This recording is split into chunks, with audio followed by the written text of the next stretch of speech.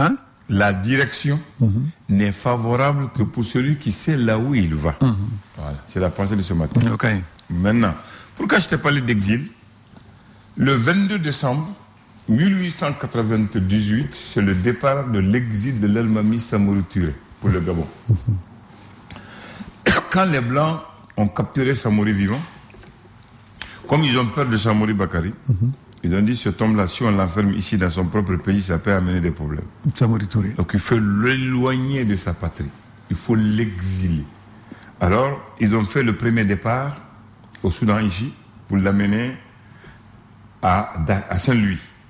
De Saint-Louis, ils l'ont mené à Dakar. À Dakar, ils ont dit non, cet homme, même à Dakar, là, on peut venir le chercher. Il faut l'éloigner. Donc il faut l'amener jusqu'au Gabon. Ouais. Donc ils ont amené Samori jusqu'au Gabon. Ils l'ont déporté jusqu'au Gabon. Et c'est là-bas qu'il meurt en 1900. Ouais. Tellement qu'ils avaient peur de lui. 1900, ouais.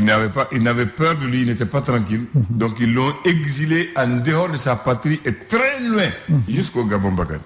Voilà, c'était le 22 décembre qu'il a quitté le Soudan pour Saint-Louis. Il est arrivé le 4 janvier. Il est arrivé à Dakar. Il a quitté Dakar le 5 février pour arriver fin mars au Gabon. Non, en temps de tenir une appelée ko Elmami Samori Touré. Ko Malien de Wawi au Guinée. Les deux à la fois. Ko Malien de Wawi au Guinée. Tu le dis les deux. Ah ya, non, oui, yana. On est collé là. C'était l'empire du Wassoulou. L'empereur l'Elmami Samori Touré. Voilà, c'est ça qu'on dit quoi. Donc l'histoire en parle là, maintenant. Est-ce que c'est un Guinéen? Est-ce que c'est les Maliens? C'est les Maliens Samori Touré ou bien c'est les Guinéens Elmami Samori Touré? À l'époque, on parlait de l'empire, on ne parle pas de la Guinée. Voilà. Merci Bakari. Bon, dans tous les cas, donc Samori Touré quand même, il est africain. Bien. Merci. Bismillahirrahmanirrahim. Alhamdulillahi Rabbil Alamin. Maman André. Tu parles de l'Okura bide. Aywa, il y a Corolen do di dom. Corolen do di doma. Ba fo une seconde folo. Ni fo lamne. Si ça me do comment parce que ko kele dabne to e foli bambalier. Oui tiens. Voilà, burka ngana kele. Ni foli magé. Ka kuma sara mala ka so ma fo. Go o kele to e, kele nyim to e. Bon kuma don? Kele côté on. Kele côté kuma don? Kana isigile ndro do kuma sara ke mi fo. O fana che manyide. Abi aglondo mi abi faramuna. Mu minati giche. Akilla kodo beneno doni doche. O benete doni doche. Sigadola. Wede. Ebisika kuma sara ne la hasre manefu te bujugewu. Ayo. O tekele we nga kuma do. Ya temena ni mo do che. O se gele. Sigadola. Ne ko ikay fana galije ka korlendo di doma. Parce que bamano ko doko koroye doko koroye. Oui tiens. Bamano ko doko koroye. O doko koroye. Doko korolen. O doko koroye. Doko koroye. O koro mayati doro ibra soro dobi ban kudoma. Dobi ba fenola. Nam. Dobi gringa dauka. Sigatola. Mo janye ko tiklinye. Mo bero tiklinye. Mo saguna ko tiklinye.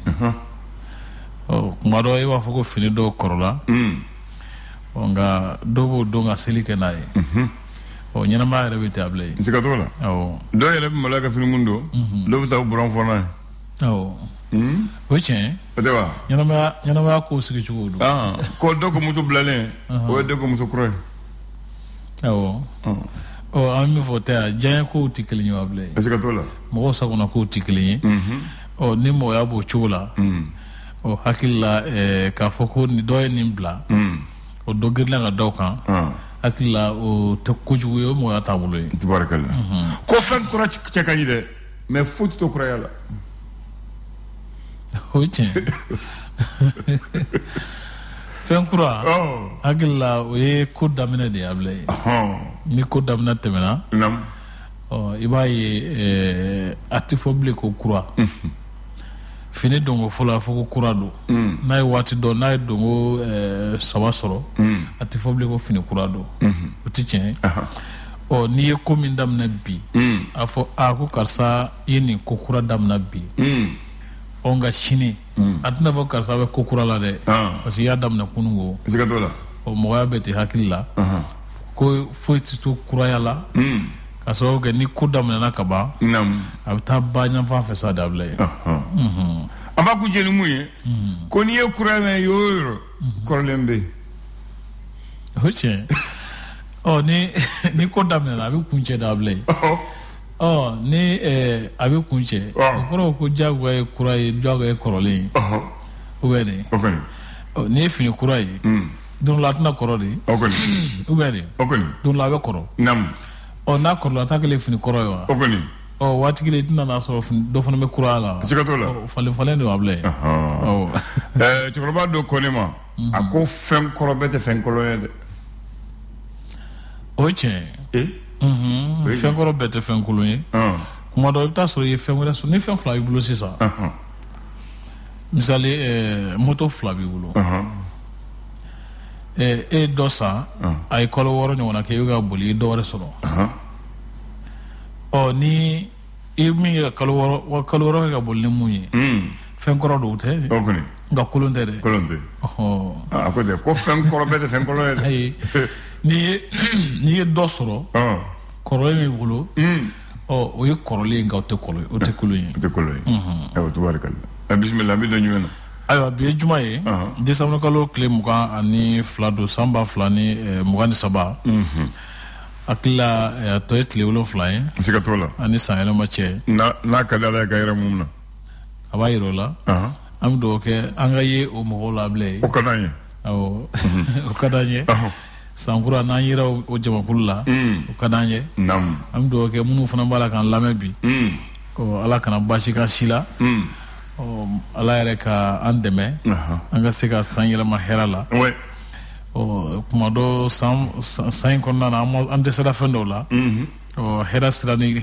ɲuman sira kan an ka laɲiniko sira kan Ala k'olu nɔgɔya an ye amin ya rabbi sankura kɔnɔ a bila amin ya rabbi adamaden b'u ta la mais Ala fana b'a ta la o ye tiɲɛ a bɛ to Ala ta de la a bɛ to Ala ta la sabula seba bɛɛ de b'ale bolo abila ye fɔmu ko faamu an b'a daminɛ Mali tribune jɔlen do ka ɲɛ ayiwa a jɔlen don nka jɔ ka ɲɛ sa o ye ko wɛrɛ ye ayiwa o ye ko wɛrɛ ye ayiwa bisimila san laban ko a ɲɛnajɛw bɛ sen na nka i b'a ye k'a fɔ ko labɛnw bɛ sen na nka i b'a ye k'a fɔ ko giri fanga man bon kosɛbɛ ka sababu kɛ musakako gɛlɛya ye min bɛ sen na sisan ko wala ka kow sen na sumaya kosɛbɛ kɔfɛ i b'a ye k'a fɔ ɲinan kɔɔri sɛnɛ abila ye ko Mali seginna k'a jɔyɔrɔ sɔrɔ kɔɔri sɛnɛ kulu kan farafinna tilefɛ jamanaw kɔnɔ kɔfɛ fana i b'a ye k'a fɔ ko Bamakɔ meriba la k'u ye yɔrɔ fura masin dɔw bila minnu bɛ se ka Bamakɔ fura ka ɲamanw bɛɛ lajɛlen fara ɲɔgɔn kan ka bɔ an ka siraw kan alhamdulillah mɔgɔ fɔlenw muso kunda minnu b'olu sigiyɔrɔ la ka sababu kɛ kɛlɛ ye ko maa 85 jate kalan dɔw sɔrɔ abila ye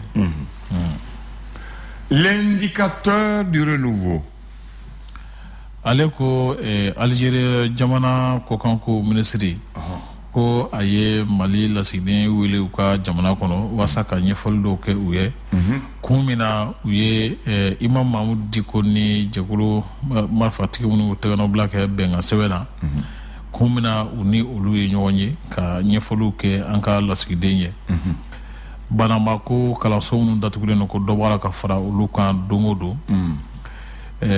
kulu min bɛ wele ko association Daga Kane Yɛlɛmane ko kulu in ka baara jɔra jamana marabagaw fɛ ko préfet Madi Kama Jawara ko ale ka laɲini kun do abila ye ɲɔnɔ ko malo sɛnɛ ɲinanama ko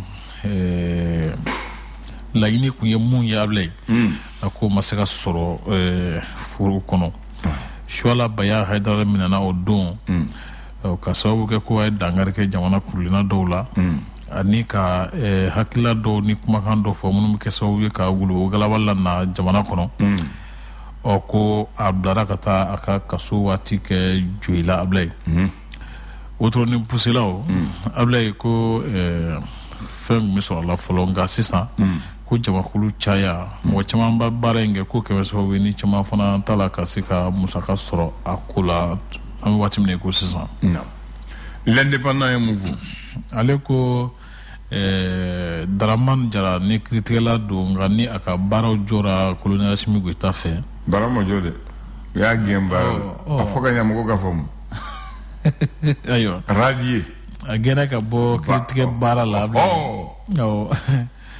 ibaye ka foko afana ye jalakili 7 do Assimi Goïta ni Mahamadou Danyo ani Shugel ko kala maiga kama shara nyokro ka sabu ke ageni ka bo critique bara la sira korola oko mogodom na mi nguyere ke douanier ka so douanier te ko tege dara akan ajaka fari ayo rege fe de muyi ayo amali les ko wili ngale ko jamadala je dokera Bamako yadno mais c'est fait ajira ka fo malika wolu mararo mbe kofe BCAO la krengel nyana nam abla ko jurumi be war marawrena akop se sefa war milliard kemenani ani bi woroni fla bonyankuma akene jamandala janye mi ni akara soro ko do mawfe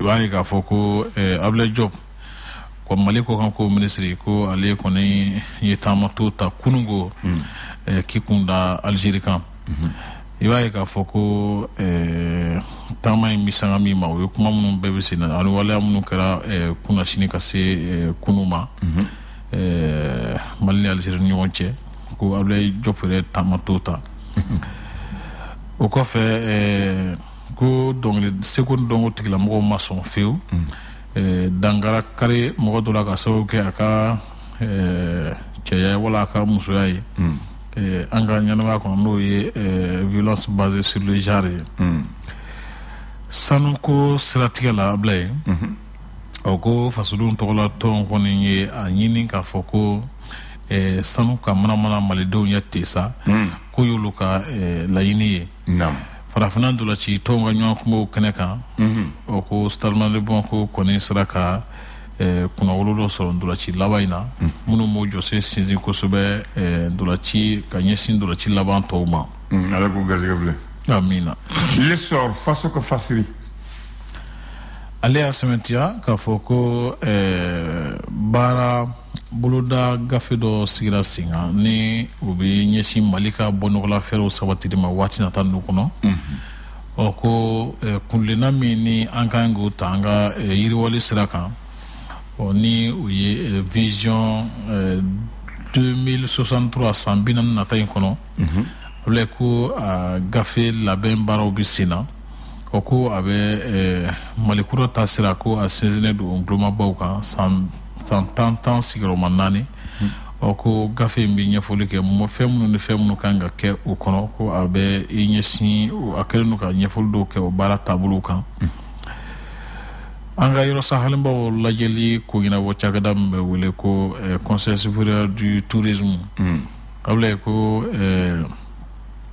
oluba fe yoro sahalim ban no lajeli gindanga senga damna ko kurai sawla do fana ka balo sirlendo la sinan dola ci sira kan ibaye ka foko kamori dumya ko ale ko ne to sebna tariku la français ngano ka kene kan no ye Ligue 1 amapula no ye sor nyamuga sobare able ko usira ka kuna wulu soro ka chesir chama ke kanye ali ka soro umsaka ko gela bisina ay le fondement vérificateur général no ye mali ko worko segaskala ba ko ye ay nyafol do ke samwa temele no kono ko vérificateur général sera ka a joro fa yurku dungo juga kele la kusbe o kele no ka munu ye a barake kateme a nyamu ga barake kateme ko no ka uluka masala bulu do sinsi a gafin kona no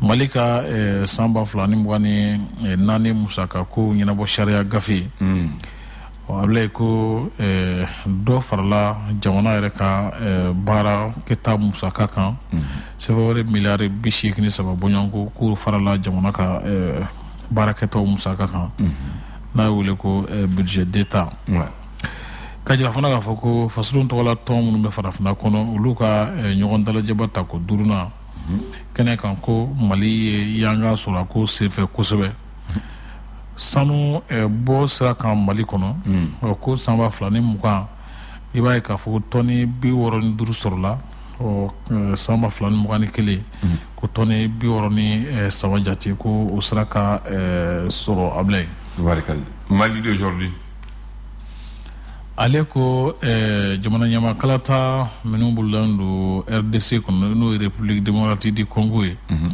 Félix Tshisekedi ko ale ya jira ka foko a jigi wa ka wako a jawulinte ka foko abna siba soro kalata nuna a furumuso no ye Denisi ale ko ale ye chesi chaman ke a chekrefe Jean-Pierre Bemba ale fana jira ka foko kalata nusra ka ko jabi munu mana bo kalata su kono ko jamana do me son o ma ku dale no la ka foko champion fo akola ablay nam Habib Sissoko ni ale comité olympique nyamo baye nam ako comité olympique wa nyon dala je bakene kan jien kono asementi aka foko na tasi black renga ga nyesin ko na simi guta masabula ko aye Mali chifi mun me farkulu nyana jela ako aye olu bla mena krenga ni kono ablay tubarikal so wandana kuna fultili kuma boy ni tubarikal yomne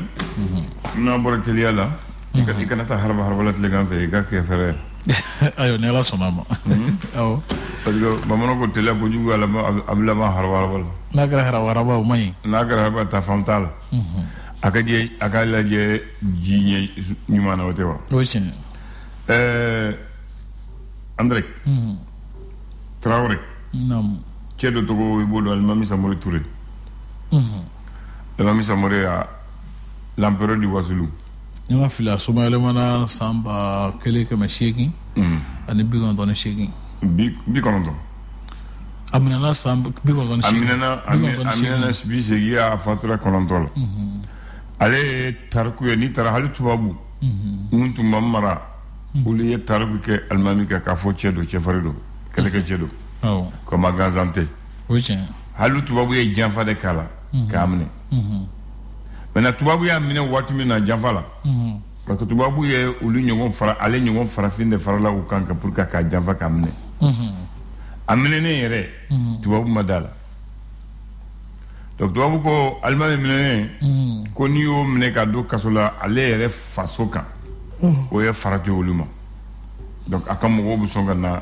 alla nyini ka tana ko ka jan amogo la pour que o se ka lakana o ya bo Soudan le 22 décembre 1898 au Tarana Saint-Louis kato Saint-Louis ko Saint-Louis ka suru kaila ko nimbe aka jamane ko katana ya Dakar Fabala o Tarana ya Dakar Fabala tubabu ko ya ramajan ko almami mogo bu chogo minna ale wu dege kelela lu ko horonya nu ga dembo tuson ko bu songa na nyiniya ko hey ay nimdo pour ganga la fi aya bo ka jamana reka donc yo muke ko katana fo gabo yel mami ta katana kado batokono abora le Soudan 22 décembre à Saint-Louis le 4 janvier où Tarnaye le 4 février Dakar 5 février où Tarnaye Gabon à Serre Gabon fin mars où a do kasolo la ko yankoni amila fi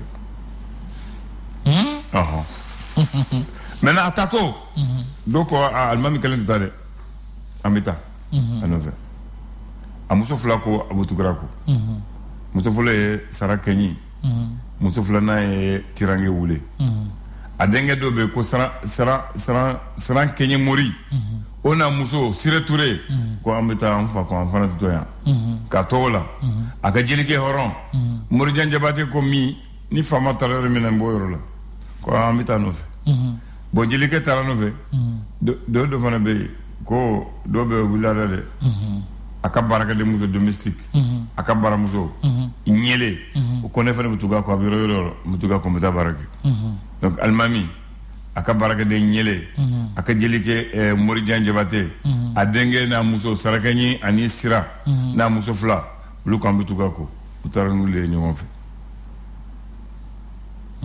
sans flaw ko fe almami tanyana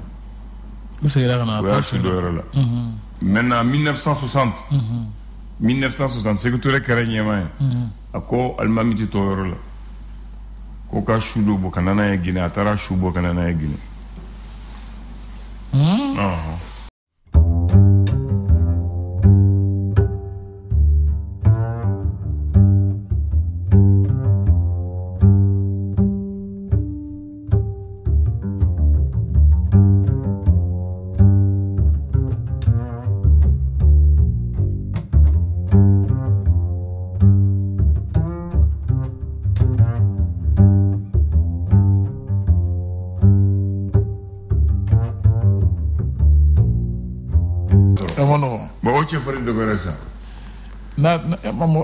est-ce que tu as bien blé ou pas? Non, tu as rien à voir avec Dogara. Dogara. Coach, tu as voilà. Il travaille. J'étais.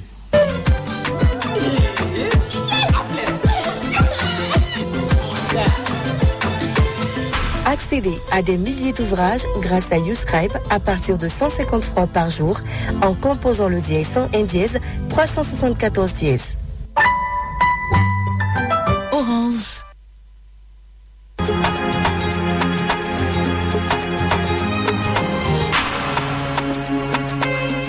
Tous ensemble, les fêtes sont plus belles. L'Internet haut débit pour toute la famille à 20 000 francs seulement pour surfer au max sur Internet en cette fin d'année. Profitez de la promo sur les Sobox mobiles et fixes d'Orange avec des avantages exclusifs. Le boîtier à 20 000 francs au lieu de 30 000 francs, 10 gigaoctets offerts à l'achat du boîtier, jusqu'à 30 gigaoctets de bonus sur les 2 premiers achats de forfait mois. Réabonnez-vous via l'application Maxit Mali ou au dièse 144 dièse 33 24 dièse. Pour plus d'infos, contactez le service client digital via l'appli Maxit Mali ou au 74 14. Offre valable jusqu'au 31 décembre 2023. Orange. Le flash. Le flash d'information avec la rédaction de Clédou Info.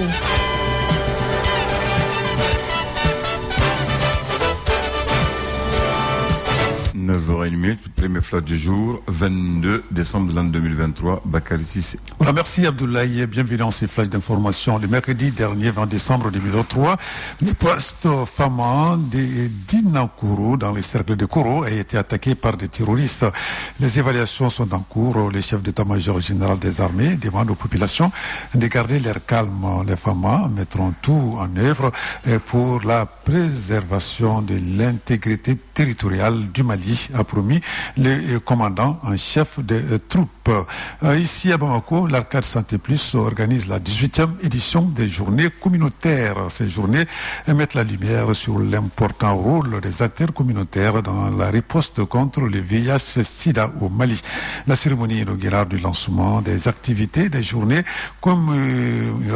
communautaires 2023 donc, était présidée hier par le secrétaire exécutif du Haut Conseil national de lutte contre le VIH-Sida, Dr Moumouni Isiaka Kone. Présentation cette fois-ci de la première note d'analyse sur la désinformation dans le cadre du projet Yélin. Les étudiants en journalisme de l'école supérieure du journalisme et des sciences de la communication ont participé à une rencontre sur le processus de fabrication des fake news avec les membres de la plateforme Benbere. Ce programme est soutenu par les fonds d'appui au moteur du changement à FAMOC. Et puis sport championnat national, la 10e journée donne le temps aujourd'hui à Bamako avec la grande affiche du Liba Athletic Club de Bamako, AS Bakar John de Barouli. Et puis dans la Liga, soirée parfaite pour le Real Madrid, le club de la capitale espagnole, remporté un précieux succès sur le terrain d'Alaves, battu 0-1, c'était hier soir lors de la 18e journée de la Liga. Avec cette victoire, le Real Madrid reprend la tête du championnat avec les mêmes nombres de points, mais une meilleure différence de buts que Girona, l'équipe surprise de la première partie de la saison. Liga qui a concédé hier un match nul, un but partout sur le terrain des Betis.